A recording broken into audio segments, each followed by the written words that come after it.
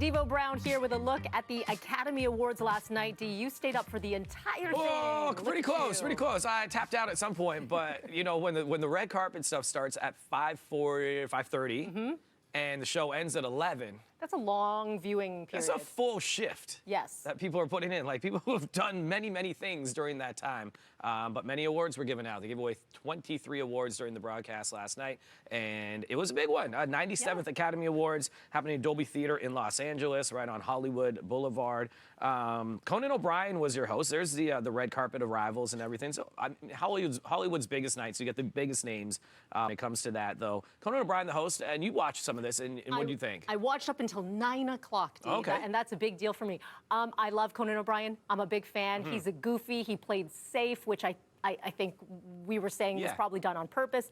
I was a fan of it. I don't think everyone is a Conan no, it's a type of person, sarcastic humor that he has. He's which, a goof. Again, I enjoyed. He's a goofball. He just pokes fun, but he pokes fun lightly. That's right. So there was nothing controversial in that. And people were like, oh, he was kind of boring. Well, it's a weird time for Hollywood. Yes. With all of the different controversies that's going on politically and things like that too. So people are kind of, you know, he wanted to play it safe, and he did a good job with that. He did. Let's get into it. Cynthia Erivo and Ariana Grande opened up the show, Defying Gravity, plus their solo tracks, their voices. When you have two of the best voices of a generation opening up a show, it was unbelievable. What an open. Unbelievable. Their performance was so good. There they are right there. With the orchestra in the background, which I thought was so cool, the way that looked. It's like a show over. It just began, and I'm like, done. What else can top this? 10 nominations for Wicked, only walking away with 2, and both of them were nominated in their categories for their performances. Best costume, let's hear this right here, by the way.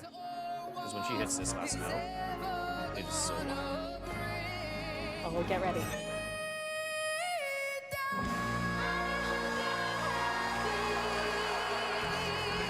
All the goosebumps. All the goosebumps. So good. Very good. 2 awards for Wicked. They got Best Costume, Best Production and Design, which they definitely deserved for what they did with that film, but nothing in the acting categories. Amelia Perez led with 13 nominations. They won 2, including Best Supporting Actress.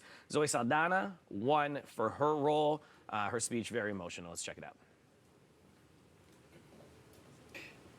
I am a proud child of immigrant parents